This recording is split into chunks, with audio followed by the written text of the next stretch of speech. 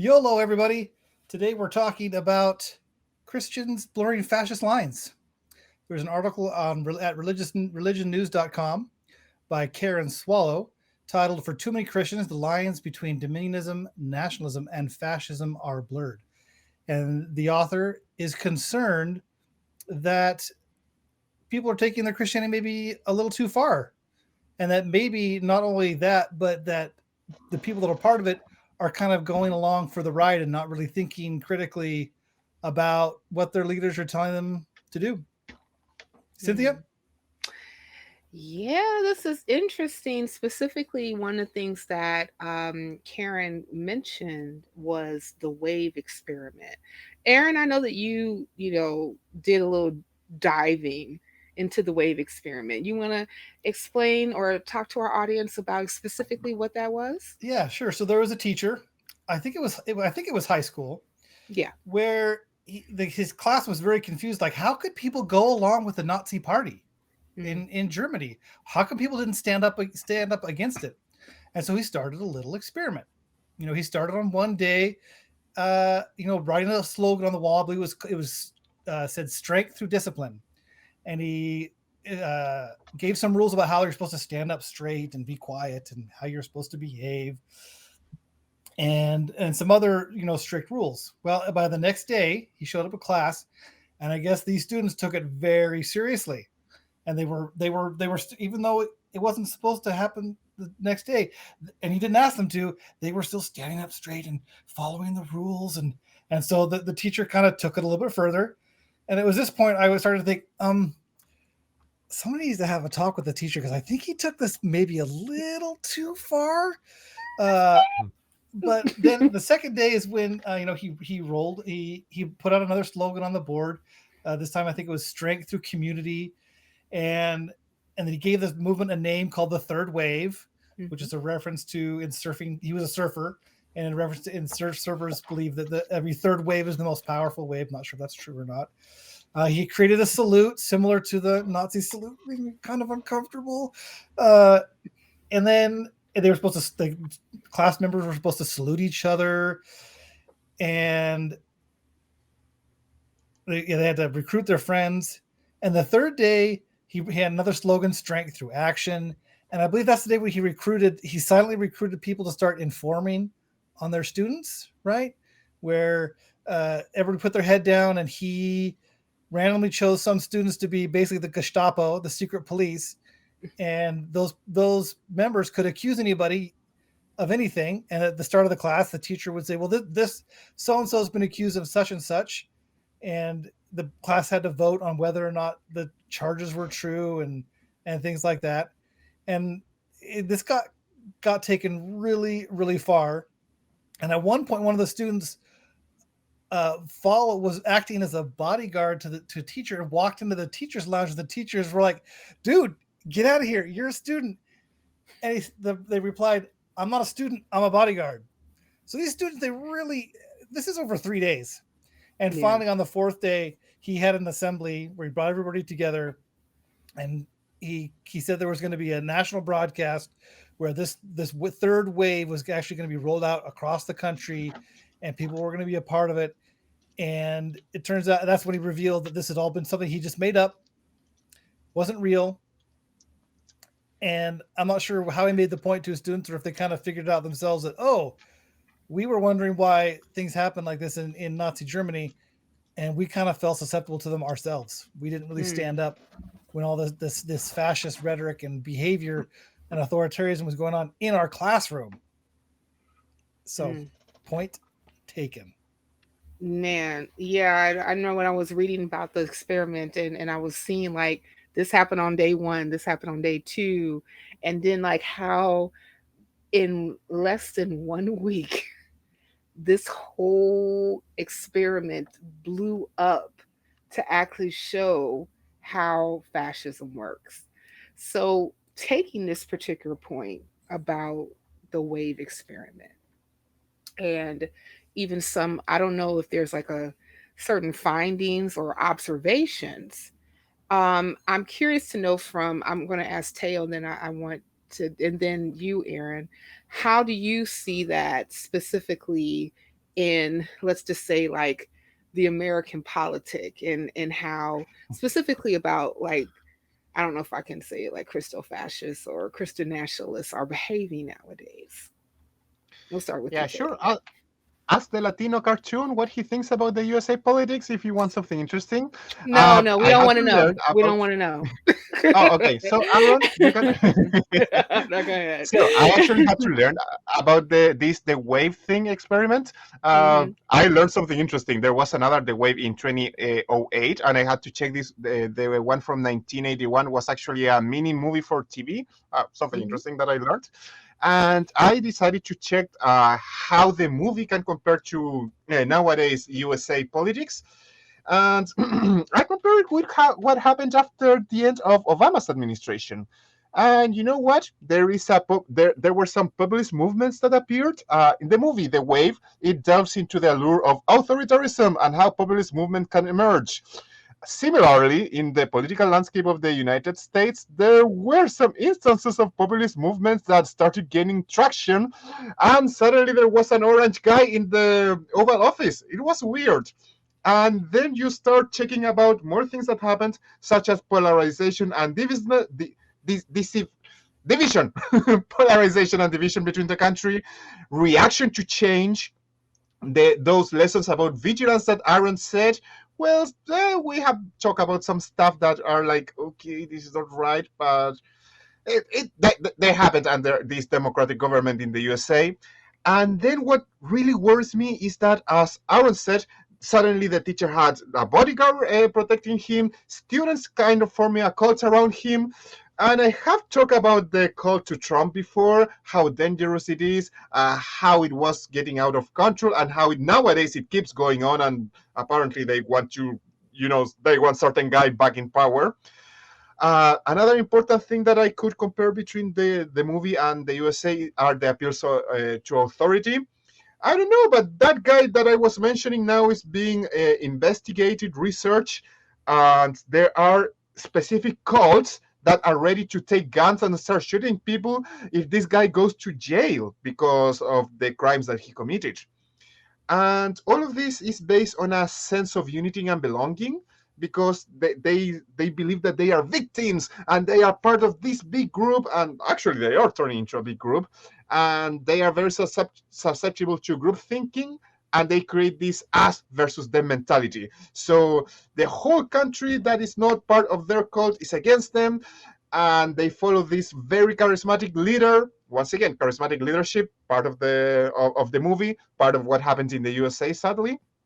And all of this creates a recipe for disaster. And if you remember, in the end, of course, things got out of control at school. Didn't you guys have like an attack in the Capitol because of something like this that got out of control because certain guy who lost didn't want to didn't want to accept that he lost? Maybe I'm Vaguely, wrong. vaguely I, remember something happened around January. I think yeah, it was the right. The 6th. 6 comes to mind. Yeah. Yeah, a little bit like in the beginning of 2021, something like that. I Yes. kind of remember a little bit because I was still kind of skinny. So, I remember that time a little well. It was a little hullabaloo, a little scuffle, Don't we little always remember our skinniest times the best? man, man. The deep irony of being a human being is Mm, that we are social yeah, and deep and tribal at the same time. yeah, You would think that social creatures, it wouldn't matter. Let's all get together. Why can't we be more like bonobos, right? They just get together, have a good time, have sex, have a good time. But no, no, not only are we social, but we're super, super tribal. yeah, And we form these groups and we hate everybody that's not part of our group, and we demonize them, and we're capable of doing terrible things. This wave experiment is not an isolated incident. There was the Stanford prison experiment, where some Stanford researchers put some students in charge of other people's guards, and other people were assigned to be prisoners, and they were kind of going through the motions of being prisoners and guards, and they had to stop the experiment because the guards were doing things that were out of control. mm, And then there's another teacher. There's a frontline PBS documentary called "A Class Divided" that you can find on YouTube, about a teacher who was trying to illustrate how terrible racism is, and she chose to use eye color. Yeah. And so, Jane like, Elliott. Ooh, I remember yeah, that one. Yeah, and Jane so Elliott. if you had brown eyes, you couldn't no, you didn't have certain privileges. And she would say really derogatory things about people with brown eyes. Oh, those brown eyed people, they're not as smart. Oh, those brown eyed people, they don't deserve this. And it didn't, in this case, it didn't get out of hand, but it really kind of opened the eyes to some of the students. Like, it's not cool just because I have brown eyes that you think this about me.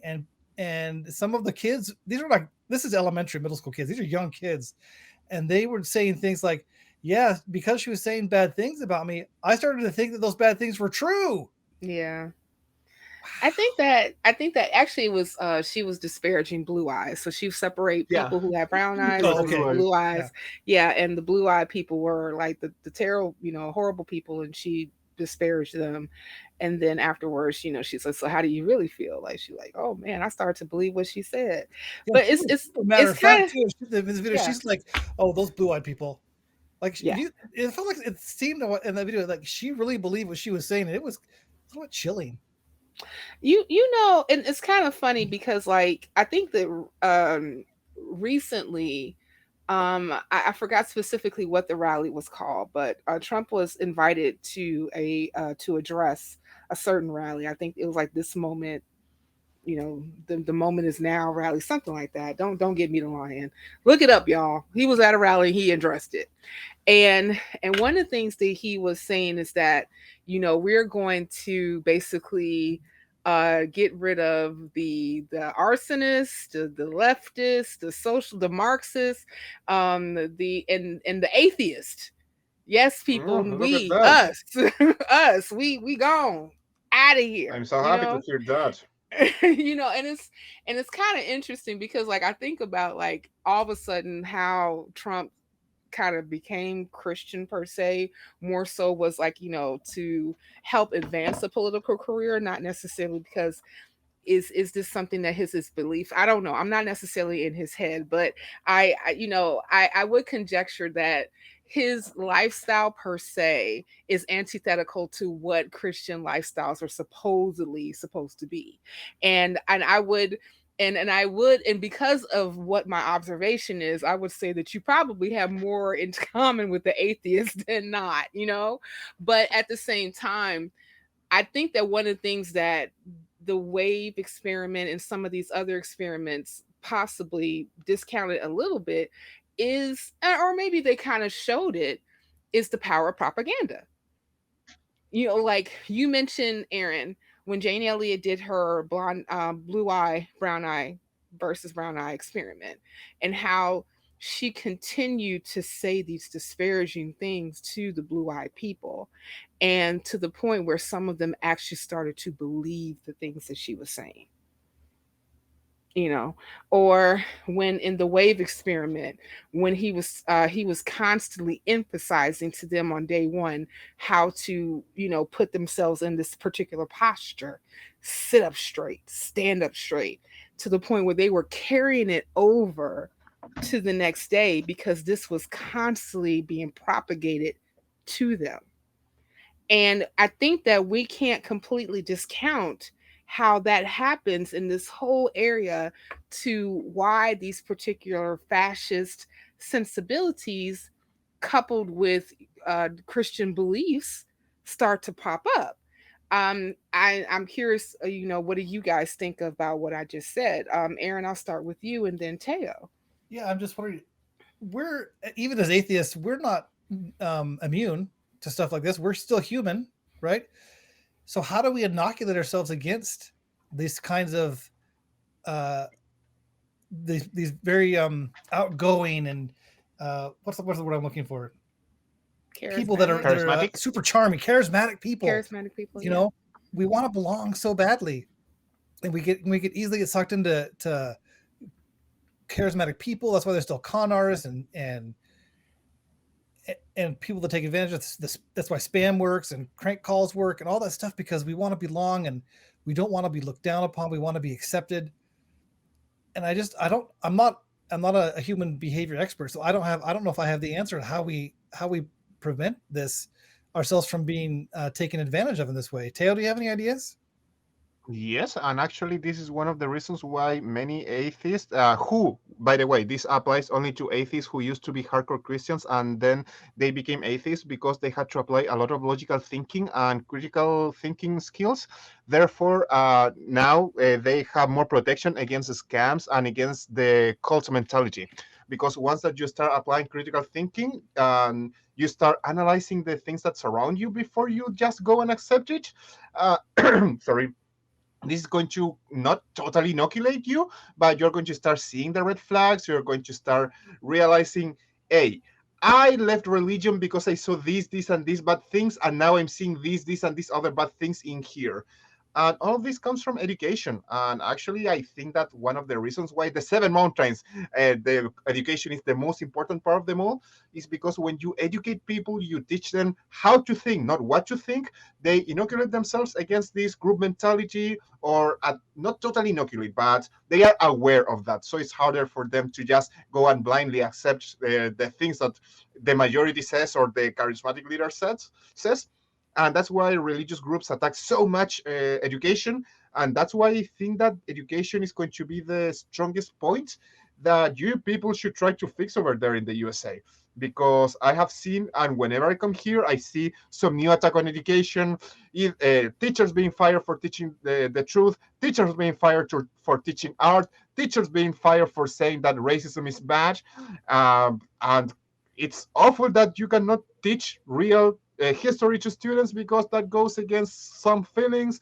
You cannot explain how science works because that goes against their religion. You cannot talk even about, I don't know, basic stuff such as social behavior because that's progressive, or sexual education because, oh no, they want our children to do things in the bedrooms. Like, no. So Or I think that yeah. critical thinking and fixing educations is what the USA should be doing. Because I've said it before and I will say it again. USA, you scare me. You scare me a lot.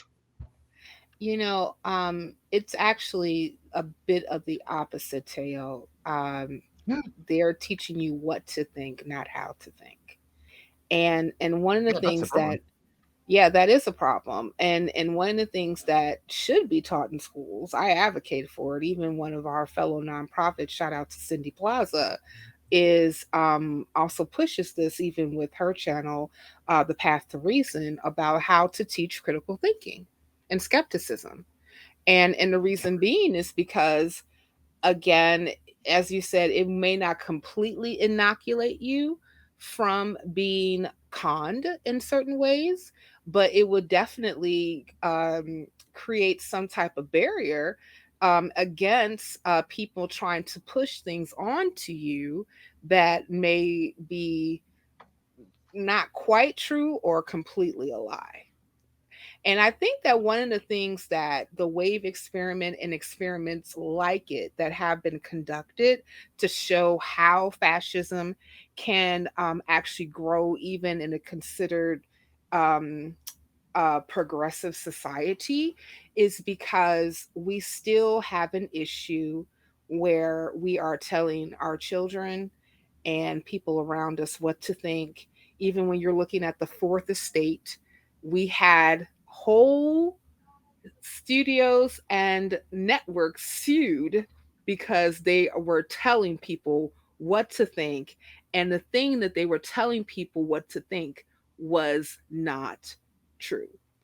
And this is where skepticism, critical thinking, free thought, and everything of in that particular realm needs to be the leading factor in any of these conversations, because without it, I really believe that fascism will prevail, including in the land of the free and the home of the brave. But if you, dear viewer, are brave enough to learn a little bit more or to watch a little bit more of what the nonprofits have to say about things, click here.